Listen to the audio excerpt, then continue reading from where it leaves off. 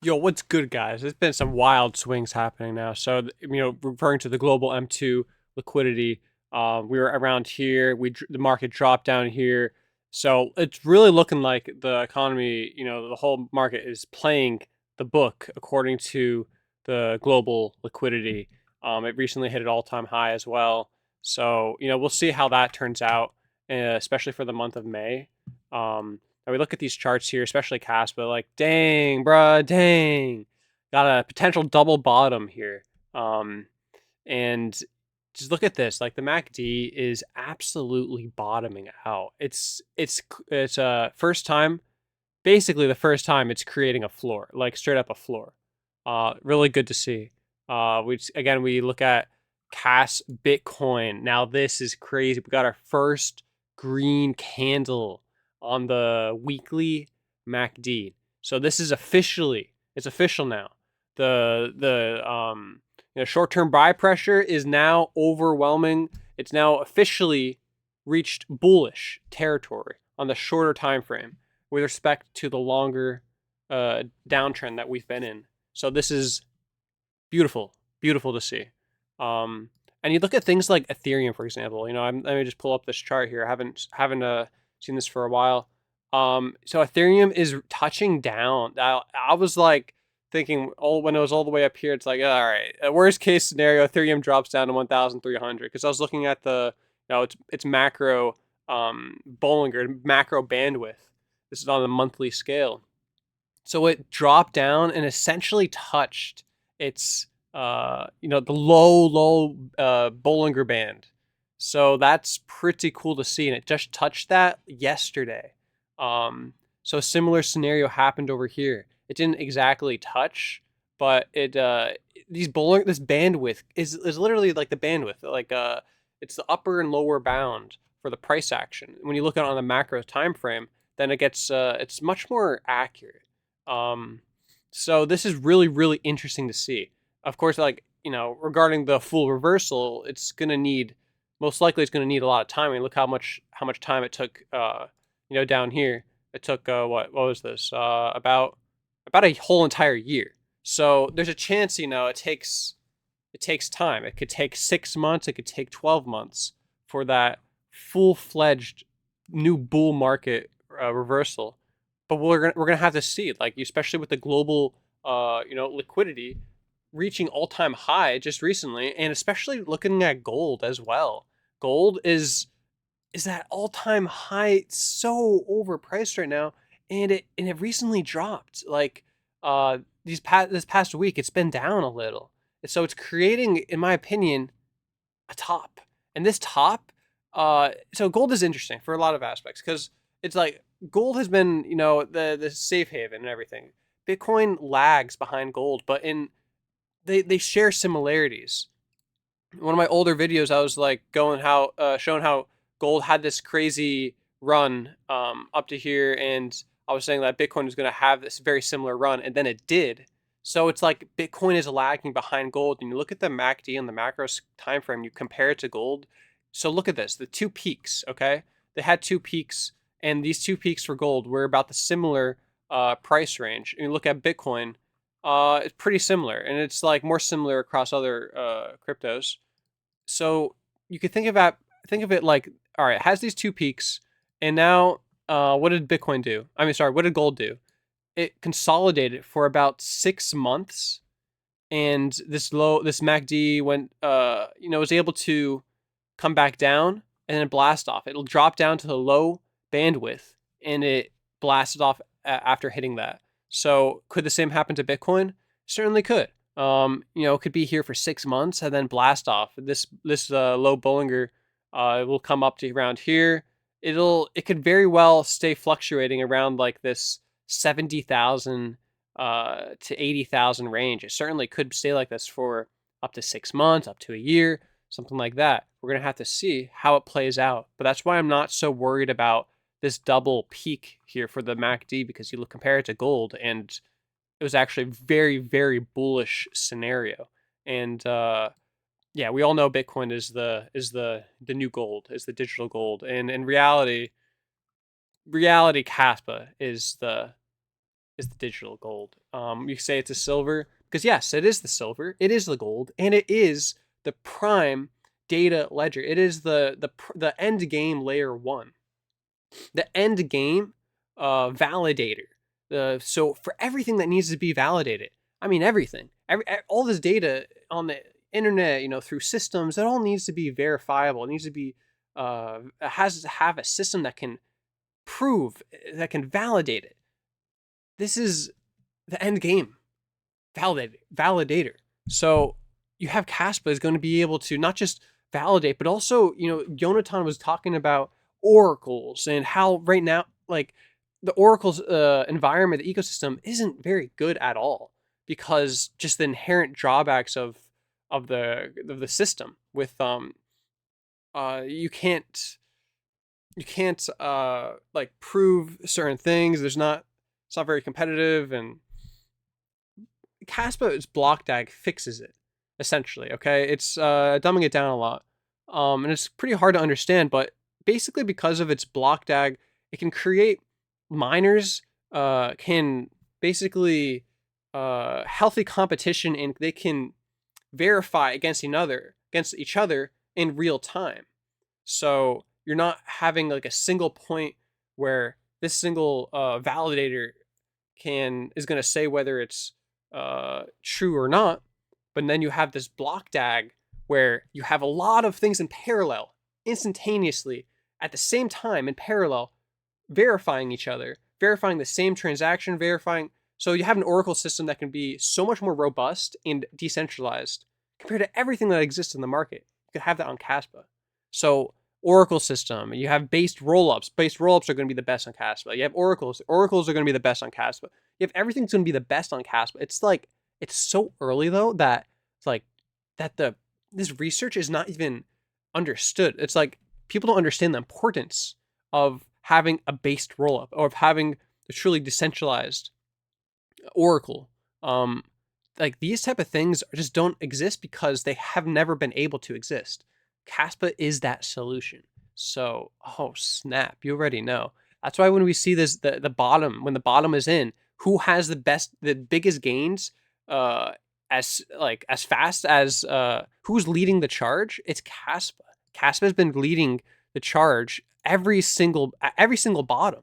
From here, Kaspa had the biggest gains and the fastest gains of any crypto in the top 100 right here. Well, at this bottom here again, it had the biggest gains in the top 100, just like absolutely leading the charge. If you need it, any affirmation, any confirmation that the upcoming bull cycle is going to be centered around Kaspa, well, here you go.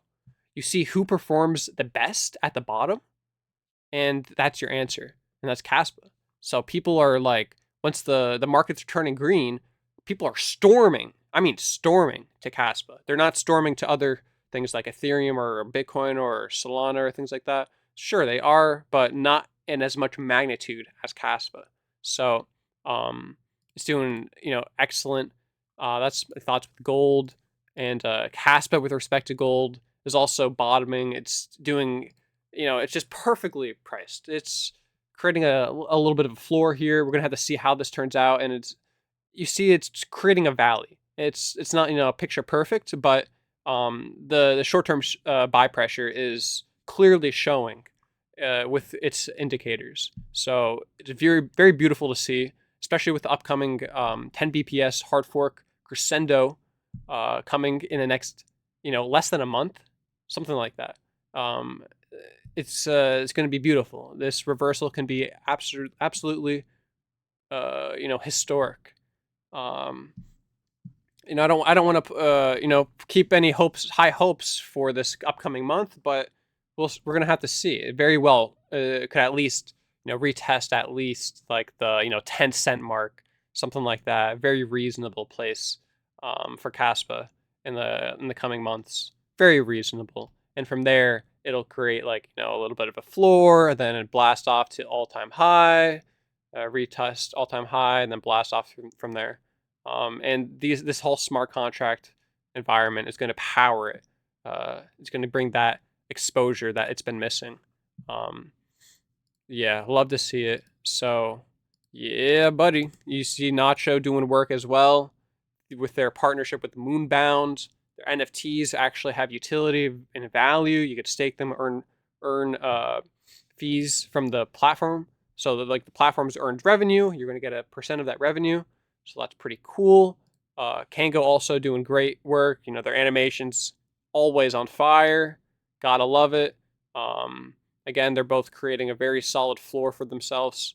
Nacho with a gate listing definitely powered it up, and now it's creating a very healthy consolidation level. Kango as well, it's creating a nice floor, but still has a very long ways to go to, hit back up to all-time high and then power through it. But it's like, this is just the typical scenario you see. You look at meme coins and you could see that, initial pump and then it's down, creating a floor for a very long time, potentially. It could be up to a year, 6 months, something like that.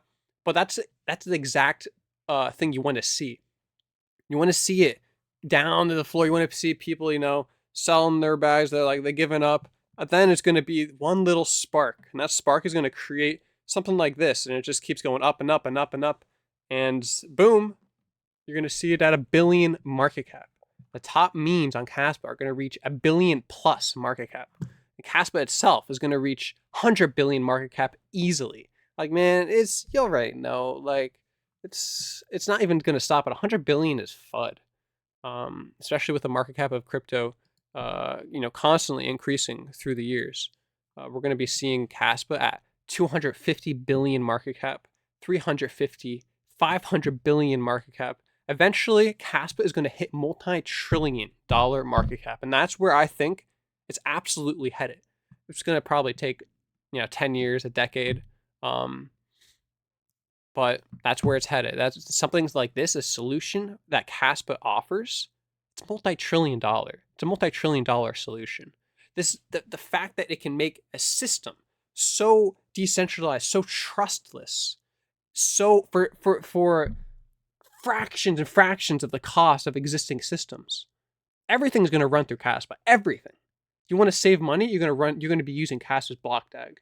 You want to have a system that doesn't require that doesn't have security liabilities from centralization. You're going to be running Kaspa. It's just like people aren't adopting it right now because, well, first off, the whole ecosystem is still expanding, it's still growing. Layer 2 environment is in development, the based rollups. The Oracle system, that's something that Jonathan was just talking about. It's still just like, in the thought bubble. It's not, they're doing research on it. There isn't anything out that's, implemented technology yet. Dagnite is going to be implemented, but it's not, it's still just, proven on paper. So, there's still a very long road ahead for Kaspa. So don't be like, fearing, oh my gosh, we're down so much. Even comparing to the power law is still over 90% accurate. It's still following the power law to a 90% accuracy. I mean, that's pretty insane. It's amazing, especially given the market turmoil, absolute turmoil. And I'm going to go into another video explaining what my thoughts on the whole tariff situation and how it can impact the economy and the markets. Very interesting setup, the tariffs. So yeah, that's my thoughts with all the prices, the charts and all that. So give me follow me, subscribe, give a like, comment, let me know what you think, and also throw the tokens or coins or whatever you want to compare with Kaspa. I'm gonna continuing that series. It's got some suggestions in the last video, like Cubic. Saw something else with like started with a T. I don't know. There's definitely a lot of coins that are especially favorites for fellow Caspians. But I'm gonna go through them all, and I'm gonna look at the fundamentals and give my opinions on it. Just sharing what I feel, what I think. Of course, not financial advice, but I invest in the best. So that's what I look for the best, and that's where I put my money, and it's worked out very well. And of course, things have corrections, but that's healthy. It's extremely healthy. And this gives Binance and Coinbase their opportunity to accumulate. And hey, we're at the